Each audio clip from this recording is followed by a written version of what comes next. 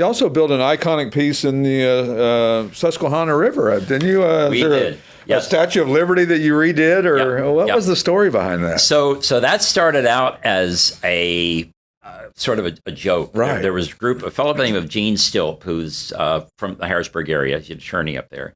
And he and a bunch of guys got together right about the time that they were dedicating the statue in New York. Right. They decided, we need a statue.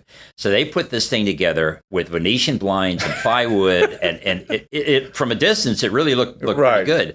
And they go out there in the middle of the night, and this is in the middle of the Susquehanna River. It's shallow, but the really rapids, fast rapids. And they go out there in the middle of the night, and then they get up in this bridge pier that is about 25, 30 feet in the air. They got all this thing set up and set this thing up at night, and then the next day, and I remember having the radio on in Harrisburg. I remember that somebody's talking about the statue in the river, and they thought it was a big prank. Right. It ended up, it was a prank, but it was real. It was there. Okay. Right.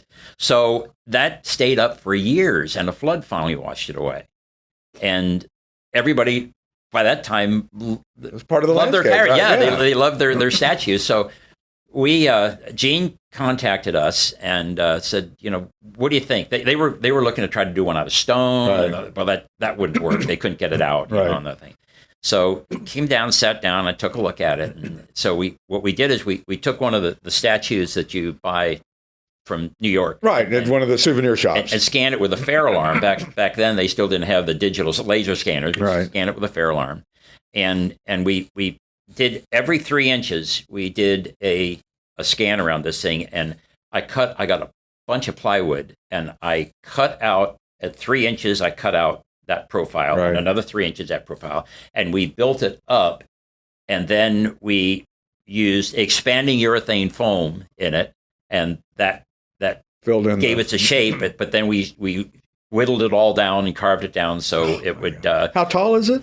It's about 35 feet, I think. Yeah. And in fact, we had to take it down in sections. We did it in sections. We had to take it down to a place called Fort Hunter, and we assembled it, rented a forklift and assembled it, everything. After it was all done, and we then had a helicopter come in, rigged the helicopter up, took it up, and I've got pictures of this whole thing. Sure. And then took it out and set it on the bridge pier in there. I'll be darned. Has been there ever since. So, I'll be darned. And what an icon, Everybody that grew up in that area knows that. They talk about it all the time.